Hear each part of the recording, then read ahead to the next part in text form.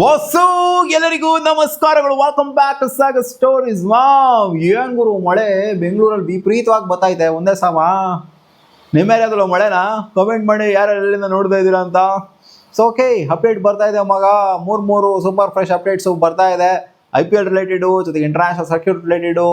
ಮೊದಲನೇ ಅಪ್ಡೇಟ್ ಏನು ಅಂತಂದರೆ ರಿಲೇಟೆಡ್ IPL ಕುಮಾರ ಸಂಗಕಾರ ಅವರು ಸಿಕ್ಕಾಪಟ್ಟೆ ಉರ್ಕೊಂಡ್ಬಿಟ್ಟಿದ್ರು.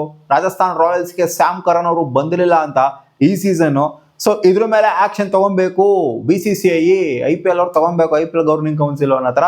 ಟೂರ್ನಮೆಂಟ್ ಎಲ್ಲ ಮುಗ್ದಾದ ನಂತರ ಇನ್ಫ್ಯಾಕ್ಟ್ ಮ್ಯಾಚ್ನ ಸೋತೋಗ್ಬಿಟ್ರಲ್ಲ ಅವರು, ಸಿಕ್ಕಾಪಟ್ಟೆ ಉರ್ದೋಗ್ಬಿಡ್ತಾರೆ ಕ್ವಾಲಿಫೈ 2 ಅಲ್ಲಿ. ಅವಾಗ ಹೇಳಿದ್ರು ಈ ಥರ ಆಗೋಗ್ಬಿಟ್ಟೈತೆ ನಮಗೆ, ಈ ಥರ ಅವ್ರೇನೋ ಇದ್ದಿತ್ತು ಅಂದ್ರೆ ಸ್ವಲ್ಪ ಚೆನ್ನಾಗಿರೋದು, ನಮಗೆ ಸ್ವಲ್ಪ ಪವರ್ ಇರೋದು, ನಮಗೆ ಬ್ಯಾಕಪ್ ಅಥವಾ ಮೇನ್ ಪ್ಲೇಯರ್ ಆಗೋ ಸಖತ್ತಾಗಿರೋದು.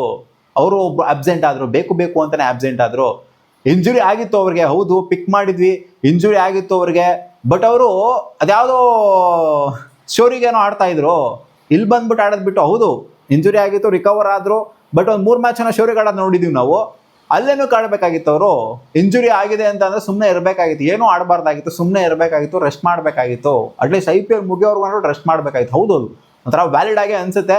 ಇದಕ್ಕೆ BCCI ಅವರು ಯಾವ ಥರ ಡಿಸಿಷನ್ ತೊಗೊತಾರೆ, ಇದೊಂಥರ ಫೇಕ್ ಇಂಜುರಿ ಮಾಡಿಕೊಂಡು. ಅಂದರೆ ಇಂಜುರಿನೇ ಓಕೆ, ಇಂಜುರಿ ರಿಕವರ್ ಆದ್ಮೇಲೆ ಅಟ್ಲೀಸ್ಟ್ ಬರಬೇಕಲ್ವಾ? ದುಡ್ಡು ಕೊಡ್ತೀವಿ ಅಂದಮೇಲೆ, ತೊಗೊಂಡಿದ್ದೀವಿ ಅಂದಮೇಲೆ, ನಂಬಿಕೆ ಇಟ್ಬಿಟ್ಟು ತೊಗೊಂಡಿದ್ದೀವಿ ಅಂದಮೇಲೆ ಬರಬೇಕಲ್ವಾ? BCCI ಅವರು ಒಂದು ರೂಲ್ ಮಾಡಿದ್ರು, 2 year ಬ್ಯಾನ್ ಅಂತ. ಲಾಸ್ಟ್ ಮೂಮೆಂಟಲ್ಲಿ ವಿಡ್ರಾ ಮಾಡ್ಕೊಂಡ್ಬಿಟ್ರೆ 2 year ಬ್ಯಾನ್ ಅಂತ ಒಂದು ರೂಲ್ ಮಾಡಿದ್ರು.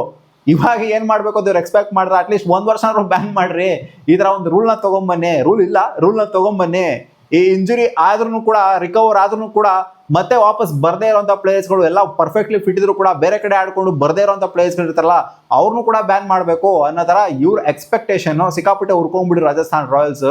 ಸೊ ಅದು ಅವ್ರ ರಿಕ್ವೆಸ್ಟ್ ಕೊಡೋದ್ರಲ್ಲಿ, ಕೇಳೋದ್ರಲ್ಲಿ ಅರ್ಥ ಇದೆ, ಇಲ್ಲಾಗರು ಬ್ಯಾನ್ ಮಾಡ್ರಿ ಅಂತ.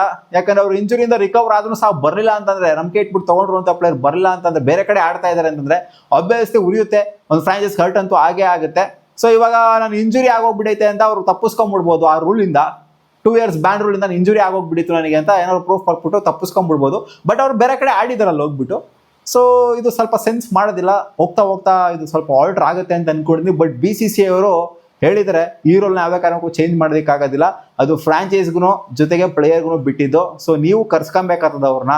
ಇಂಜುರಿ ಆಗಿದ್ರು ಕೂಡ, ರಿಕವರ್ ಆಗಿದ್ರು ಕೂಡ ನೀವು ಕರ್ಸ್ಕೊಬೇಕಾಗ್ತದೆ ಅವ್ರನ್ನ. ಅವ್ರು ಬರಲಿಲ್ಲ ಅಂದ್ರೆ ನಮ್ಗೆ ಹೇಳಕ್ ಬರಬೇಡಿ. ಅವ್ರಿಗೆ ಇಂಜುರಿ ಆಗಿತ್ತು, ಓಕೆ.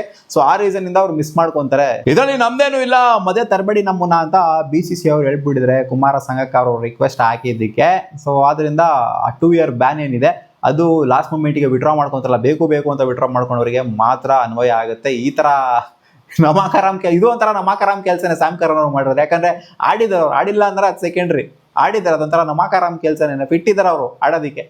ಸೊ ಓಕೆ, ಇನ್ನೊಂದು ಅಪ್ಡೇಟ್ ಏನು ಬರ್ತಾ ಇರೋದು ಅಂತಂದ್ರೆ IPL ಪೋಸ್ಟ್ ರಿಲೇಟೆಡ್. ಇನ್ನು ಸ್ವಲ್ಪ ವರ್ಷಗಳು ಗೋಯಿಂಗ್ ಫಾರ್ವರ್ಡ್, ಅದು ಮೆಗಾ ಆಕ್ಷನ್ ಆಗಿರಲಿ, ಮಿನಿ ಆಕ್ಷನ್ ಆಗಿರಲಿ, IPL ಪರ್ಸ್ನ ಇನ್ಕ್ರೀಸ್ ಮಾಡಬಾರ್ದು. ಇವಾಗ ಆಲ್ರೆಡಿ 125 crores ಸಿಕ್ಕಾಪಟ್ಟೆ ಹೆವಿ ಪರ್ಸ್ ಬಂದ್ಬಿಟ್ಟಿದೆ. ನೋಡಿ, ರಿಷಬ್ ಪಂತ್ಗೆ 27 ಕೋಟಿ, ಯಾರೋ ಕೆಲಸಕ್ಕೆ ಬಂದವ್ರಿಗೆಲ್ಲ 25 ಕೋಟಿ ಮೇಲ್ ಹೋಗ್ತಾ ಇದೆ. ನಾನು ಸುಮ್ಮನೆ ಹೇಳ್ತಾ ಇದ್ದೀನಿ, ಆಮೇಲೆ ಹುರ್ಕಣಕ್ಕೆ ಹೋಗ್ಬಿಟ್ಟು ರಿಷಬ್ ಪಂತ್ ಅವರ ಫ್ಯಾನ್ಸ್ಗಳೆಲ್ಲ ಬೆಲೆ ಸೀರಿಯಸ್ಲಿ ವರ್ತಿಲ್ಲ ಆಗಿರು. ಸೊ ಅಷ್ಟೆಲ್ಲ ಸೀರಿಯಸ್ಲಿ ವರ್ತಿಲ್ಲ.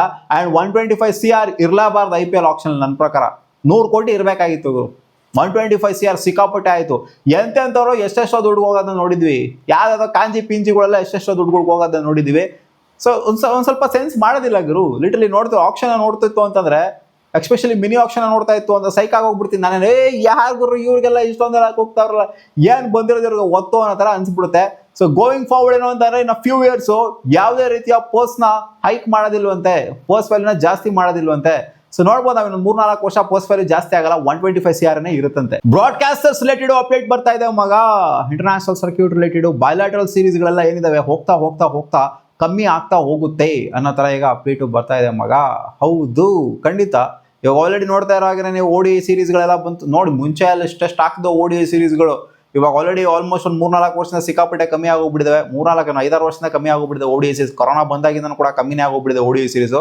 ಅದಕ್ಕಿಂತ ಮುಂಚೆ ಸ್ವಲ್ಪ ಲೈಟಾಗಿ ಇಳಿತಾನೆ ಬರ್ತಿದೆ ಗ್ರಾಫ್. ODI ಕ್ರಿಕೆಟ್ ಅನ್ನೋದು ಇಳಿತಾನೆ ಬರ್ತಾ ಇದೆ. T20 ಓಕೆ, ಪರವಾಗಿಲ್ಲ ಅನ್ನೋ ಥರ ಇದೆ. ಟೆಸ್ಟ್ನು ಕೂಡ ಓಕೆ, ಅದು WTC ಇರೋದ್ರಿಂದ ಆಡ್ತಾರೆ. ಸೊ ಸೀನ್ ಹೆಂಗಾಗಿದೆ ಅಂತಂದರೆ, ಇವಾಗ ಬ್ರಾಡ್ಕಾಸ್ಟರ್ಸು ಎಲ್ಲ ಕಡೆಯಿಂದನೂ ಕೂಡ ಟೂರ್ನಮೆಂಟ್ಗಳನ್ನ ಆರ್ಗನೈಸ್ ಮಾಡ್ತಿರೋದ್ರಿಂದ ಎಲ್ಲ ನೋಡಿ, ಇವಾಗ ಅಫ್ಘಾನಿಸ್ತಾನದಲ್ಲೂ ಟೂರ್ನಮೆಂಟ್ನ ಸ್ಟಾರ್ಟ್ ಮಾಡಿಬಿಟ್ರು. ಸೊ ಅಕ್ರಾಸ್ ದ ವರ್ಲ್ಡು ಎಷ್ಟೆಷ್ಟೋ ಟೂರ್ನಮೆಂಟ್ಸ್ಗಳು ನಡೀತಾ ಇರೋದು, ಬ್ರಾಡ್ಕಾಸ್ಟರ್ಸ್ ಟೂರ್ನಮೆಂಟ್ಸ್ ಕಡೆ ಫೋಕಸ್ ಮಾಡ್ತಾ ಇದ್ದಾರಂತೆ. ಬಯಲಾಟ್ರಲ್ ಸೀರೀಸ್ನ ನಾವು ಬೈ ಮಾಡ್ಬೇಕು ನೋಡಿದೀವಿ ನಾವು, ಫ್ಯಾನ್ ಕೋಡ್ ಬೈ ಮಾಡೋದು, ಯಾವ್ದಾದನ್ನು ತೊಗೊಂಡೋಗ್ಬಿಟ್ಟು ಯಾವುದೋ ಬ್ರಾಡ್ಕಾಸ್ಟೇ ಮಾಡೋಕ್ಕೆ ಬರಲ್ಲ ಅಂತಂತವ್ರಿಗೆ ಕೊಡೋದು, ಯಾವುದು ಸ್ಕಿಲ್ ಅಂತ ಯಾರಿಗೋ ಕೊಟ್ಬಿಡೋದು ಬ್ರಾಡ್ಕಾಸ್ಟಿಂಗ್ ರೈಟ್ಸ್ನ ನೋಡಿದೀವಿ ನಾವು. ಸೊ ಬಯಲಾಟ್ರಲ್ ಸೀರೀಸ್ಗಳಿಗೆ ಜಾಸ್ತಿ ಡಿಮ್ಯಾಂಡ್ ಇಲ್ವಂತೆ. ಆ್ಯಂಡ್ ವ್ಯೂವರ್ಶಿಪ್ ವಿಚಾರಕ್ಕೆ ನೋಡಿದ್ರಲ್ಲಪ್ಪ, ಇಂಡಿಯಾ ವರ್ಸಸ್ ಅಫ್ಘಾನಿಸ್ತಾನ ಎಷ್ಟು ಜನ ನೋಡಿದ್ರು? ಜಾಸ್ತಿ ಜನ ನೋಡಿಲ್ಲ ಈ ಮ್ಯಾಚ್ನ. ನನ್ನ ವಿಡಿಯೋ ನೋಡಿ ಎಷ್ಟು ಜನ ನೋಡಿದ್ರು? ಜಾಸ್ತಿ ಜನ ನೋಡಿಲ್ಲ ಈ ಮ್ಯಾಚ್ನ. ಸೊ ಬ್ರಾಡ್ಕಾಸ್ಟರ್ಸು ಈ ಬಯಲಾಟ್ರಲ್ ಸೀರೀಸ್ ಕಡೆ ಜಾಸ್ತಿ ಗಮನ ಕೊಡಲ್ವಂತೆ ಗೋಯಿಂಗ್ ಫಾರ್ವರ್ಡ್ ಇನ್ ಫ್ಯೂಚರ್. ಬರೀ ಟೂರ್ನಮೆಂಟ್ಸ್ಗಳ ಕಡೆ ಗಮನ ಕೊಡ್ತಾರೆ ಅಂತ ಈಗ ಅಪ್ಡೇಟ್ ಬರ್ತಾ ಇದೆ. ಅಂದರೆ ಇಂಡಿಯಾ ಮ್ಯಾಚ್ಗಳಿಗೆ ಮಾತ್ರ ಗಮನ ಕೊಡ್ತಾರೆ, ಬೇರೆ ಮ್ಯಾಚ್ಗಳು ಇವಾಗ ಪಾಕಿಸ್ತಾನ ಜಿಂಬಾಬ್ವೆ ಆಡ್ತಾ ಇದ್ರೆ, ಪಾಕಿಸ್ತಾನ ಅಥವಾ ನ್ಯೂಜಿಲ್ಯಾಂಡ್ ಆಡ್ತಾ ಇದ್ರೆ, ಸೊ ಅಂಥದ್ಕೆಲ್ಲ ಗಮನ ಕೊಡೋಕೆ ಹೋಗೋದಿಲ್ಲ ಬ್ರಾಡ್ಕಾಸ್ಟರ್ಸ್. ಯಾರೋ ಕಾಂಜಿ ಪಿಂಜಿ ಬ್ರಾಡ್ಕಾಸ್ಟರ್ಸ್ ತಗೋಬೇಕಾಗುತ್ತದೆ. 2028 ಇಂದ 94 ಮ್ಯಾಚು ಆಗಬೇಕು IPL ಅಲ್ಲಿ ಅನ್ನೋದೇನಿದೆಯಲ್ಲ, ಇದು ಕಂಪ್ಲೀಟ್ಲಿ ಡಿಪೆಂಡೆಂಟ್ ಆಗಿರೋದು ಬ್ರಾಡ್ಕಾಸ್ಟರ್ಸ್ ಮೇಲೆ ಅಂತ ಅಪ್ಡೇಟ್ ಬರ್ತಿದೆ. ಬ್ರಾಡ್ಕಾಸ್ಟರ್ಸ್ ಯಾವ ಟೈಮಲ್ಲಿ ಆರ್ಗನೈಸ್ ಮಾಡಬೇಕು, ಅಥವಾ ಅವರು ಓಕೆ ಇದಾರ 94 ಮ್ಯಾಚ್ನ ಆರ್ಗನೈಸ್ ಮಾಡೋದಕ್ಕೆ ಆಗಬೇಕು ಅಂತಲೇ ಇದೆ. ವಿಂಡೋನು ಕೂಡ ಅದ್ರ ತಕ್ಕನಂಗಿನ ಬರುತ್ತೆ IPL ವಿಂಡೋ. ಸೊ ಅದನ್ನು ಯಾವ ಟೈಮಲ್ಲಿ ಆರ್ಗನೈಸ್ ಮಾಡಬೇಕು, ಸ್ಪ್ಲಿಟ್ ಮಾಡಬೇಕಾ, 2 ಟೈಮ್ IPL ನಡೆಸಬೇಕಾ, ಅಂದರೆ ಫಸ್ಟ್ ಹಾಫ್ ಒಂದು ಟೈಮು, ಸೆಕೆಂಡ್ ಹಾಫ್ ಒಂದು ಟೈಮ್ ಮಾಡಿಸ್ಬೇಕಾ, ರಣಜಿ ಟ್ರೋಫಿ ನಡೆಯುತ್ತಲ್ಲ, ಅಥವಾ ಸೆಪ್ಟೆಂಬರಿಂದ ಸ್ಟಾರ್ಟ್ ಮಾಡಬೇಕಾ IPLನ, ಯಾವ ವಿಂಡೋಲ್ಲಿ ಮಾಡಿದ್ರೆ ಚೆನ್ನಾಗಿರುತ್ತೆ, ಸೂಕ್ತವಾಗಿರುತ್ತೆ ಬ್ರಾಡ್ಕಾಸ್ಟರ್ಸ್ಗೆ. ಯಾಕಂದರೆ ಇವಾಗ ಆಡ್ ರೆವೆನ್ಯೂ ಅನ್ನೋದು ಡಿಪ್ರಿಷಿಯೇಟ್ ಆಗಿದೆ, ಕೆಳಗಡೆ ಬಿದ್ದಿದೆ. ಸೊ ಅವರು ಕೂಡ ಬೆನಿಫಿಟ್ ಮಾಡ್ಕೊಳ್ಳೋದಕ್ಕೆ ನೋಡ್ತಾ ಇರ್ತಾರೆ. IPL 2028 ಇಂದ ಚೇಂಜ್ ಆದ್ರೂ ಕೂಡ, ಅಂದರೆ ಮಂತ್ಗಳು ಚೇಂಜ್ ಆದ್ರೂ ಕೂಡ ಆಶ್ಚರ್ಯ ಪಡುವಂಥದ್ದೇನಿಲ್ಲ. ಯಾಕಂದರೆ ಬ್ರಾಡ್ಕಾಸ್ಟರ್ಸ್ ವಿಚಾರಕ್ಕೆ ಬಂತು ಅಂತಂದರೆ ಅವರು ಪ್ರಾಫಿಟ್ನ ಎಕ್ಸ್ಪೆಕ್ಟ್ ಮಾಡೋದು. ಸೊ ಇದಿಷ್ಟು ಬರ್ತಾರಂತ ಅಪ್ಡೇಟ್ IPL ರಿಲೇಟೆಡ್, ಜೊತೆಗೆ ಇಂಟರ್ನ್ಯಾಷನಲ್ ಸರ್ಕ್ಯೂಟ್ ರಿಲೇಟೆಡ್. ಮತ್ತೆ ಸಿಗುವ.